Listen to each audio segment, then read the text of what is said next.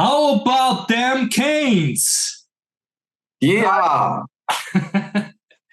What a game, guys. What a game. First time in eternity that we really smacked the opponent, that we really played with heart, with passion, with concentration, that we were from beginning, not really from the beginning. There were some blunders in the beginning, but we came back, we overcame those blunders, and they played a hell of a game. Wasn't perfect at all, but it was really good. And I have to apologize because I was telling you guys that we will be back after the first game.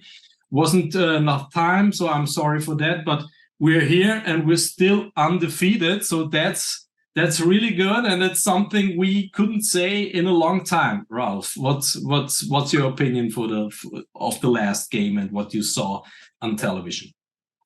Well, it was great, and all the emotion you're showing to us actually was put on display when our team hit the turf on, what was it, Saturday? And it was great. It was great. It was satisfying to see. It was awesome, and more to come, hopefully. But that will be okay. Hoped to see, not expected a little bit, and we are happy. Yeah, most definitely. And I have to tell you a little story, because I had to get up on Sunday relatively early to bring my son to the train station and bring him. And so I thought about maybe watching the first half of the game. And then the rain delay was about, it began about 10 o'clock p.m. in Austria. And so I was starting to watch, and the first quarter, as we saw with the blunders, with the punt blocked, getting the punt blocked, and the muff punt of Jacoby George, there was a time when I thought to myself, oh no, not that peep again. We saw it so many times in the last couple of years that on big stage, with the big stage lights on, we went into the tank and we didn't produce. And after the game, that's the point I wanted to make initially. So the half was gone. I was too excited. I couldn't sleep. So I thought to myself, let's go, watch it to the end. And so I knew I only had a couple of hours, about 5 hours the next day to get up. But still, I had a smile. And waking up in the morning, I had a smile from here, from St. Pölten, Austria, to Hamburg, Germany, or even to Coral Gables, Miami. So I was really good. I had yesterday there was the game, because so many times when I woke up in the last couple of years, it was like, oh no, that game from yesterday, headache. in so many ways, a hangover. And this was the first time in an eternity that I was really like, it doesn't matter, 5 hours of sleep. I was like, dancing through the streets of St. Pölten with my son to the train station. And it was a really good feeling to have. It was the first time, and it was the first time that I really thought, that's Canes football again. After the first game, we were kind of, okay, let's see. I felt it the way, but it was like, I don't know how good Miami of Ohio is. And after this game, when we know that they have those accolades, the star-spangled roster, we know they have good players. But in the end, Miami was the way better trained team for me, and it was basically we smacked them. You could say. So I'm sorry. The last time we that's fine. That's fine. It needs to get out. It needs to get out. Yeah. The last time we met, we had our season predictions, and actually I had it's the TexasA&M at a +1 or -1 game. Not sure. to which side this will go. And this was plus 15. And not considering all those muffed punts and service team blunders, well, we had one touchdown as well. It could have been even high. I guess it's awesome. You mentioned it has been an eternity. Actually, not. We had those good games, Notre Dame and the like, once in a while. Yeah. And we always like a glimpse of could be, but it was not consistent. And I guess also your emotions are part of what we all expect that could be it in terms of bringing us to the next level. And so my crystal ball delivered. And that's something maybe all where the excitement comes in. Okay, there's really reason to hope, and those guys delivering. And that's a good thing. And hopefully, of course, this will continue. We may have some bumps on the road, but so far, so really good. Yeah, that's true. And you're right. I think that was basically when I talked to Andre, it was the game he mentioned too, Notre Dame back then in 2017. But again, 2017, a couple of years ago already. And like you said, then we lost 3 games in a row. So I think the difference for me this game was that they showed so much poise. And because DVD he talked about, he said in a post game presser, he said last year after these early planners maybe we'd lost the game. So he said basically with the mind of last year's team they lose the game, but now with a stronger mind. They had no, and if you look at him and his demeanor, he's looking poised. He's looking the same. It doesn't matter if it's 4 touchdowns behind or leading by 4 touchdowns. He's a straight guy, and I'm so happy that we could keep him because, like we said after the spring, in our segment, like we said, Alabama wanted to have him. And now you can say everybody sees why they did want to have him so badly. And another thing that I forgot is Zion Nelson.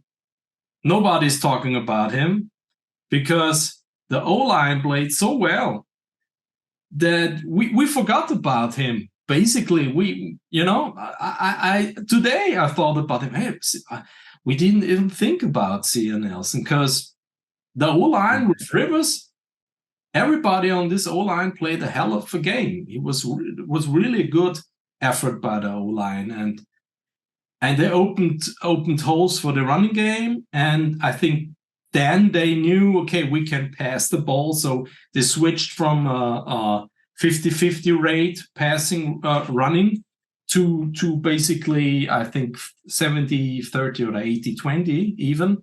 And they passed, and it worked. So, before I forget, what a game of the coordinators, offensive coordinator, defensive coordinator, Shane Dawson, Lance Guidry, nearly perfect game. And the creativity that Dawson showed, and the relentless putting pressure on their quarterback, who I think is a really good quarterback and will be a good quarterback. I think it's his first year. Wakeman or Weichman, we would say. So really good guy, and I think he will develop into a really good quarterback, eventually. But this time he had constant pressure, and on the opposite side, you saw if you give the time, if you give DVD the time, what he can do, damage he can do on offense. So really 5 touchdowns, no interceptions, awesome game. So You're still over the moon, which is good. Okay. A couple of comments on your points. And you're right, definitely. In terms of O-line, start with the trenches. everybody's saying that, but that's the case. And that's what Cristobal has done, revamping the O-line, bringing in really, really good transport. He's exceptional in the left guard. And it shows. And if you are not, okay, he was sacked twice, but against a D-line of Texas A&M, if you have this time to throw, everything will be perfect. If your TVD is a good one. And in terms of this was not very good, actually. We had a 3.2 average. I got 77 yards, completely the opposite to the game against Miami, Ohio, which is fine because they have a very good D-line, which is difficult to rush against, and therefore they will pass and tackled the weak secondary, which shows flexibility, shows also the capability of the defensive coordinator to change a game plan according to the strengths of and weaknesses of the opponent. And therefore, that's great, and it's good to see that the defense coordinator is flexible. It's good to see it on the O-line, but we have someone, all those guys now willing to do something in the running game if the opponent is weak enough, or block the hell out of the other guys if we are going to pass. And what even more, and looking at the last two games, what I really like and I wanted to see actually, and it becomes evident that we have lots of freshmen contributing. We have Marigoa at right tackle. We have Ruben Bain playing. We had Fletcher playing a good game the first game. Now he's injured. We have lots of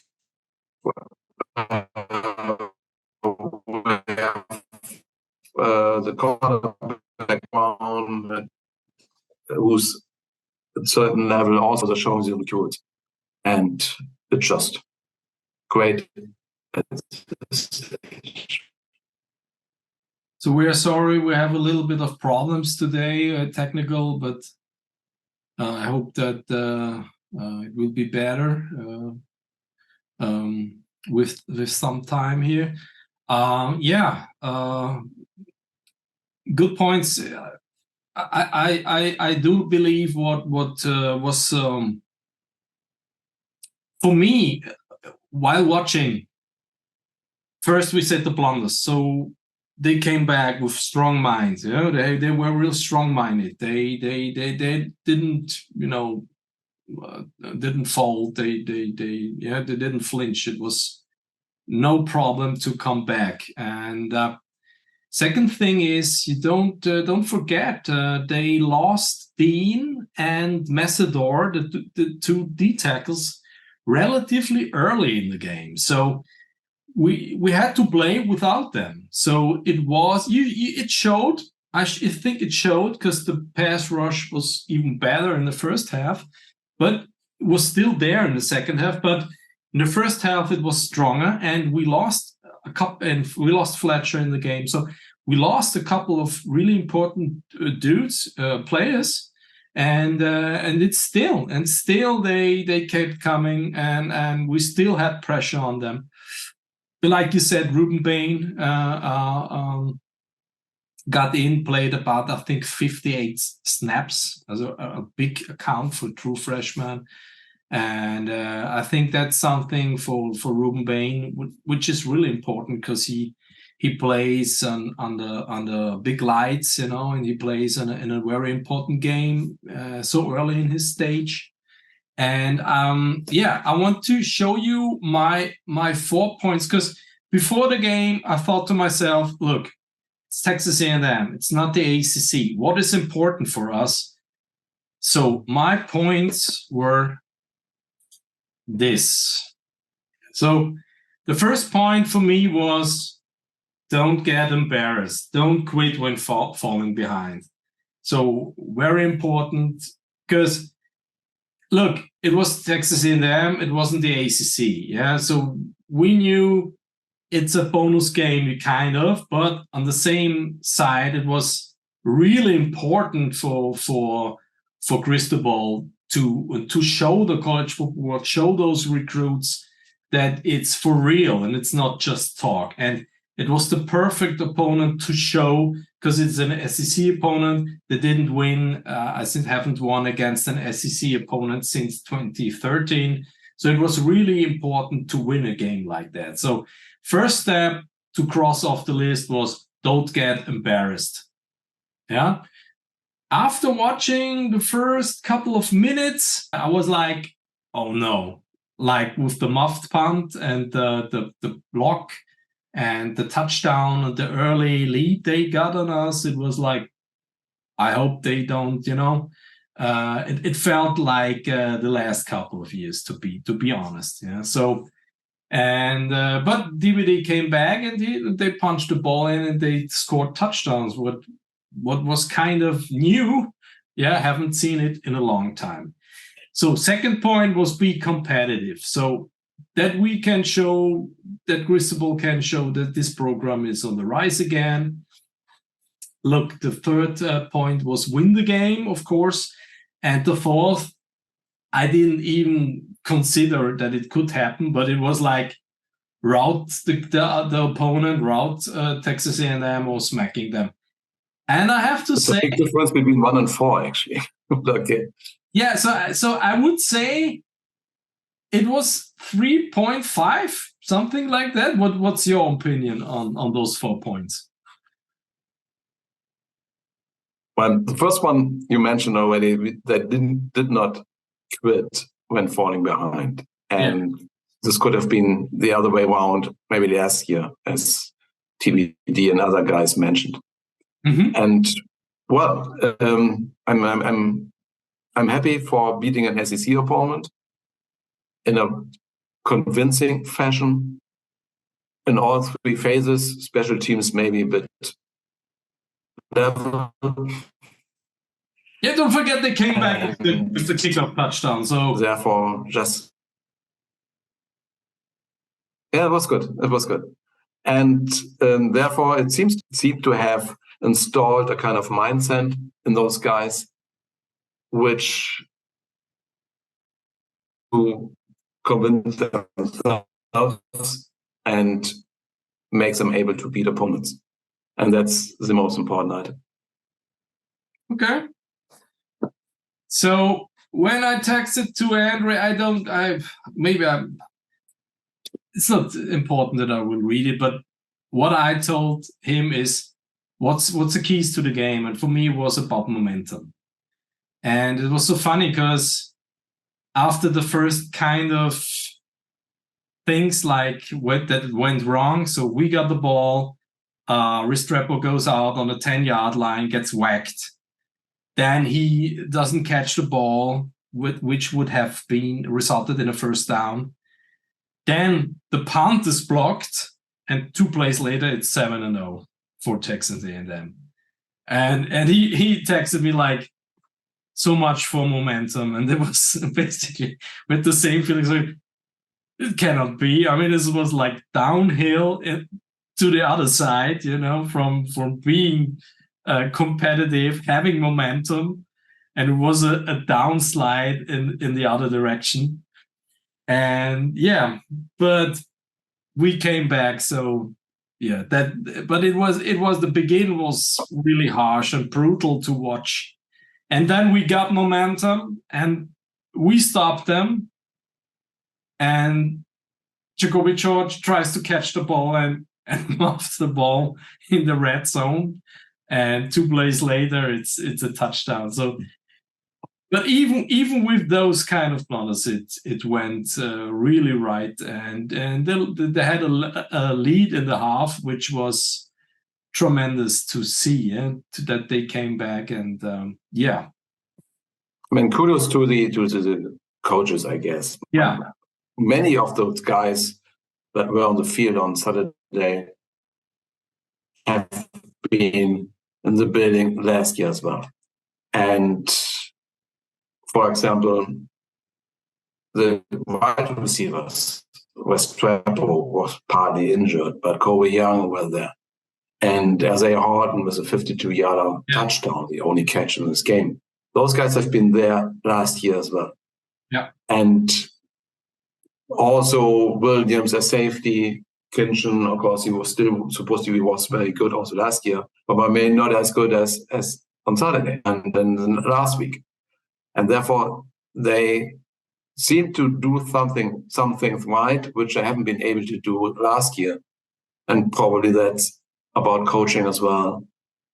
And I guess then hopefully the future is looking bright. I do think so, because basically what we shouldn't forget, the program, the university invested a lot. It started a couple of years ago, but it really got even better. I think 2 years ago with the hiring of Mario Cristobal, and he told them what they have to give him that he takes the job. And don't forget, on Green Tree practice field nowadays, with this new regime, there are a ton of trainers there. Yeah, I think that's 3 or 4th time that the trainers on field practicing, teaching those players all the time, like all the good programs have. And it's even before now, because now they're starting to build the practice facility. So it's even, I think it's starting right now. Yeah? It has been started, but it's not anywhere near here. And he Cristobal and the program wants to have it. So like you said, like Isaiah Horton catching a touchdown, because in the last couple of years it was like, yeah, he's a 4-star or 4-star. Those 3 stars you haven't seen develop, and those 4 stars often, they disappeared. Yeah. Nowadays, if you have a good program that's functioning, people will see players that they didn't even know who they are, didn't know the name. So normally you see a 5-star pan out, but nowadays with a really good team, a really good core, and if they are a really good unit, you will see that they get developed and they play on a high level. And I think that we will really see that they get into the NFL as well. And like Cristobal said, you can judge a team. How good is a team? You can judge if you watch their practice squad. If you watch the practice squad and the practice squad has really good players on it, it shows. If you have really, really good players on the practice squad as well, then there is something going on right. I watched game day with Corso, with Herb Street, with all the guys, with Joe Namath. And look, we haven't done anything. Yeah, you could say the Notre Dame game, but we haven't done really anything the last 18 years or so. So I have to say it hurt, because Kirk Herbstreit, who was a little bit of a Miami homer, he's from Ohio State, but he was like, yeah, I want the Canes to be back and stuff like that. And he said, no, they don't care. They don't care on game day, and they don't stand a chance. They don't care in Miami about my Hurricanes football.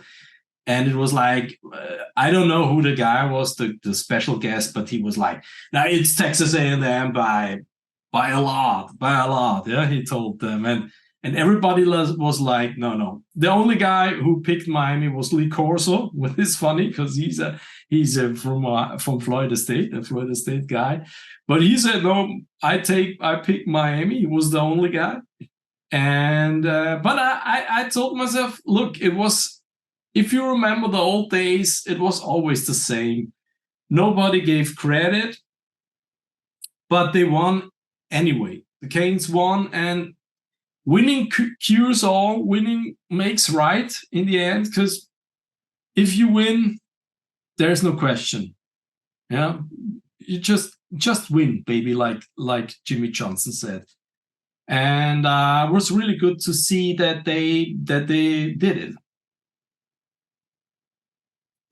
I do not want to bring it down because it's good to have to fly high. Just have to see. Just the second game. Just the second game. It's promising. And now we are going to play on Thursday, show what best equipment, and then I guess time and continue to do so. And then it's Georgia Tech, and then the other ones in the ACC. What I'd like to see in terms of consistency, what happens if they lose the first time, maybe Florida State. Let's see. And they have to do it on a consistent level. I'm really that they will do. And I'm not getting blown away by this team, by this game, because I've seen it for all the years that we had hopes and got crushed in the end. And therefore, I'm confident, but I'm happy. But let's see. Of course. So I'm not telling anything like that. I'm just happy to see a different face, and it's a total different animal. That's what I'm feeling right now when I'm watching Miami football. It's not because you can't say, like you already said correctly, you can say that Texas A&M could lose 6 games this year, yeah, and basically we can say how good they are or how good Miami plays. So I'm with you on that. But I have a good feeling, and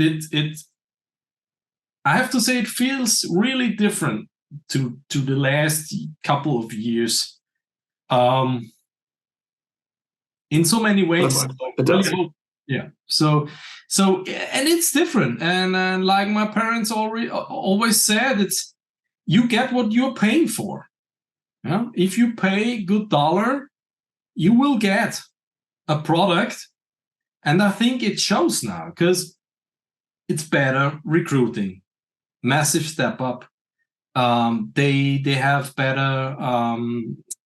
Look, we Miami couldn't even. How long did they talk about having an indoor practice facility? For decades. Yeah. So then they achieved, the Sofa family, I think it's the name, and they built it. So because it was pathetic. They couldn't, when they had a draft NFL guys here, and it was raining, they couldn't go out, couldn't go in. So basically, they had to do the things outside. Yeah? So, and that wasn't because everybody nowadays, it's not only about the facilities, but I think it shows how much you are willing, yeah, to give for your program, and how important is the pro sports program for you as a university. And it shows. If you're the only team, a whole ACC that doesn't have an indoor practice facility, and that as Miami, and you lose a couple of practices every fall practice, that's a lot, that's, yeah. And so much I have already said. But yeah, you can sense that I have a good mood. I have a good mood because that's fine. I don't want to put, just destroy your mood or bring it down to an even. I had a great Sunday. The point is, what you're telling in Germany is a saying, "Geld schießt Tore" in soccer. It means money scores goal, and that to some extent applies to UM as well. They spend big. They spend not only big on facilities, but they spend big on assistant coaches. And it was, last year, I'm not sure whether this year is still the case, that the assistant coaches of the Canes are the highest paid within the ACC. And it didn't turn out good last year, but it seems to be turning out quite okay this year. And therefore, if you have everything around the company, the team in a better state, better fashion, better equipment, better coaches, better facilities, it shows in the end on the field. And if it's the right coaches, then I dare to say the sky is the limit. Yeah. We're not there yet, but we may get there. Yeah, I mean, they show that they are serious about the program, and they can keep the players, like we said with DBD. I don't know if he would have stayed 10 years ago with an offer from Alabama. I mean, it wasn't the same situation with Portland, but I just mean if you compare the situations. And I really do believe that now the players they're starting to recognize that it's coming on strong, and it's another thing to have a good offensive coordinator, and but if you paying him right dollar, then he will stay, and because if he wants to be head coach, he will leave eventually. But if he has a good contract and you are willing to pay him so that he can stay one season or two longer, because we saw it, we witnessed it that they lost a lot of coordinators really early, and that hurt as well. Yeah. Good. So I would say we look a little bit on the stats. So we have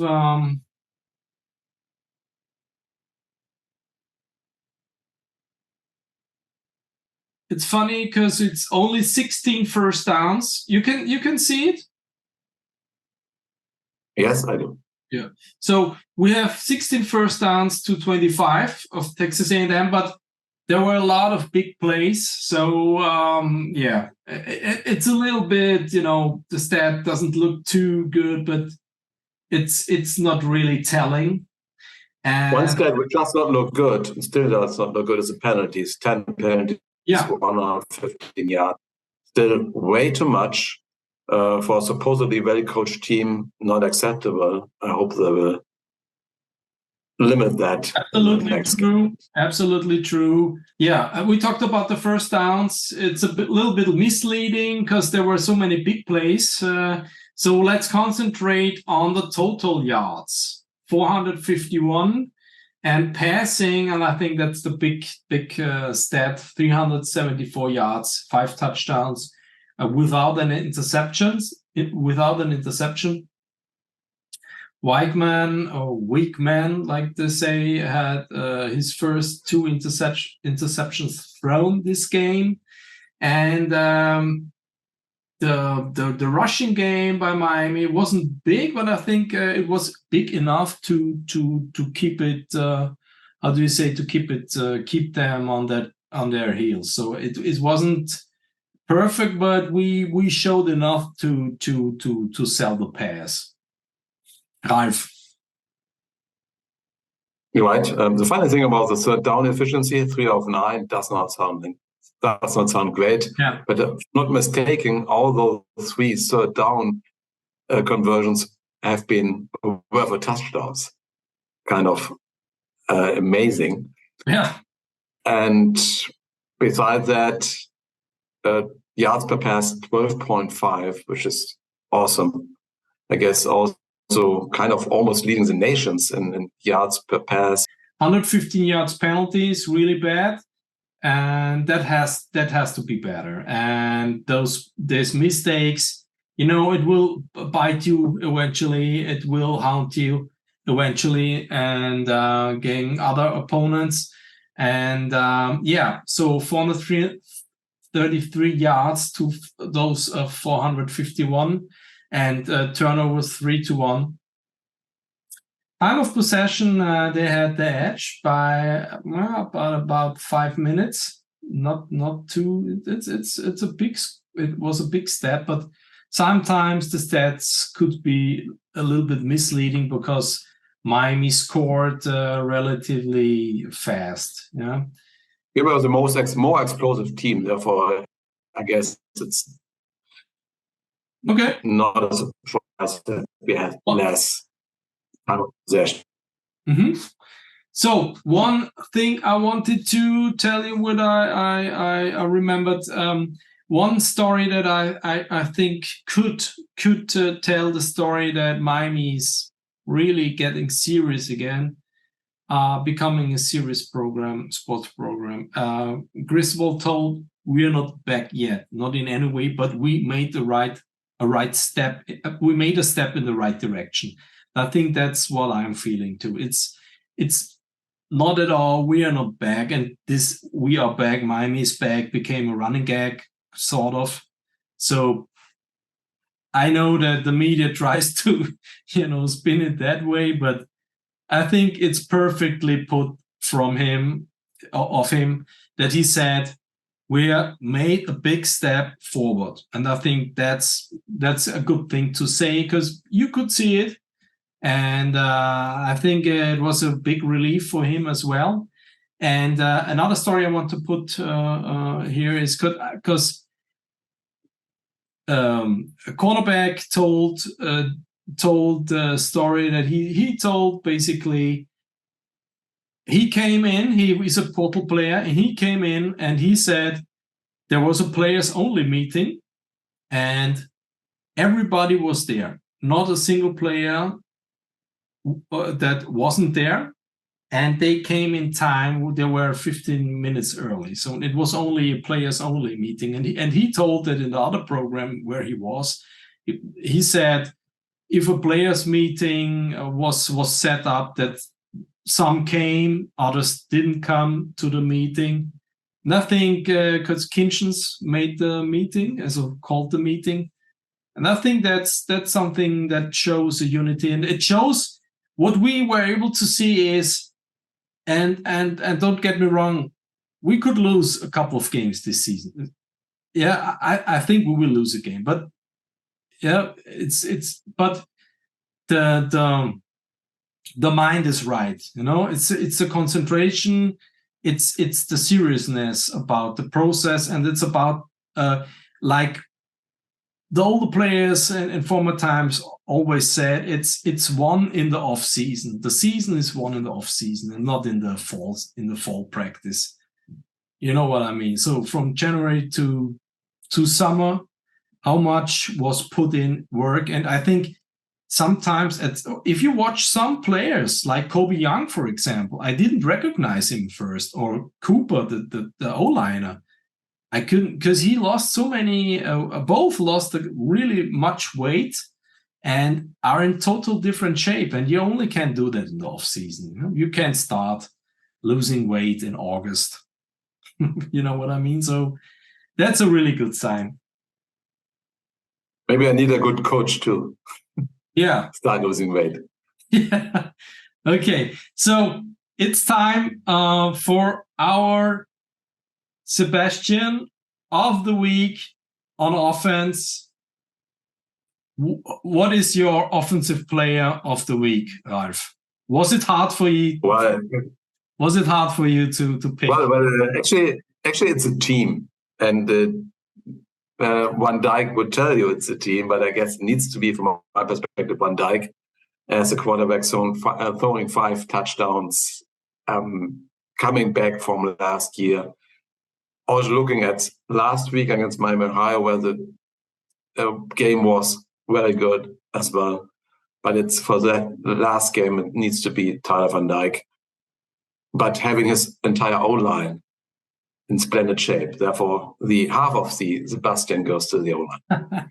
Okay, so Sebastian, what do you say? No doubt, he says it's Van Dijk, but as you said, O-line gets a lot of credit, as do the running backs, also blocking really good, really well for Van Dijk. It was a total team effort, like you said, and only once that he lost the ball was one fumble that we were lucky to get back. But other than that, it was a really, really good thing to do, a really good effort, team effort. And if the quarterback takes the accolade, if he threw for 5 touchdowns. So, and the wide receivers didn't let him down, which is important as well. Yeah. So on defense, what about you? Let me see.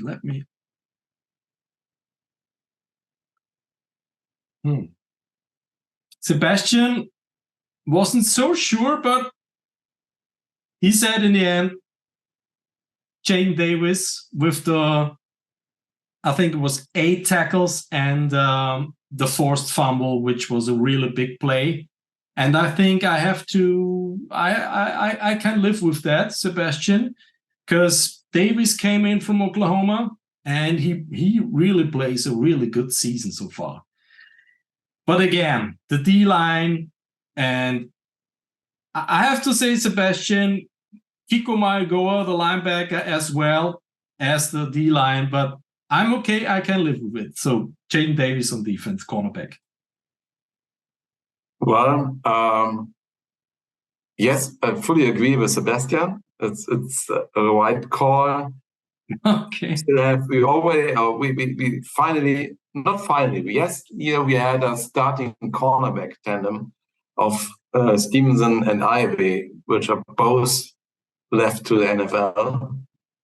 And I'm not sure whether Steven has played or Ivey has played for the Bengals and Stevenson for the Bears. I have to check that. This year it seems to be have a cornerback tandem as well. I don't know if the Stevens on the roster, Ivy as well, but I'm not sure whether they've played last weekend. Conscious Porter, but and Davis as well. But I actually, in terms of this is the defense player of the league, it's Cam Kinchens for me. Overall, great performance, 1 fumble recovery, 1 interception. Although TexasA&M slipped on the turf, but nevertheless he was there. And overall, great influence, impact on the team. And he was injured in the last 2 minutes of the game, and all the best to him. I heard it's not that serious, and therefore I hope we will get back soon. Definitely not on Thursday, maybe not against Temple, but maybe again after the bye week against Georgia Tech. Great choice as well. Kinchens is the leader of the whole team, they say. So he's the first to get in the practice room, the last to get out. And he's a leader, not only on the field, but off the field as well. We wish him good luck. And guys, I'm really, we are happy to do this broadcast.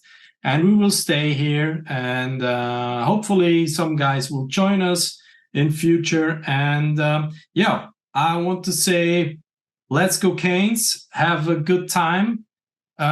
We will be back. Now a couple of games come that we should win. But again, I hope they take every game serious.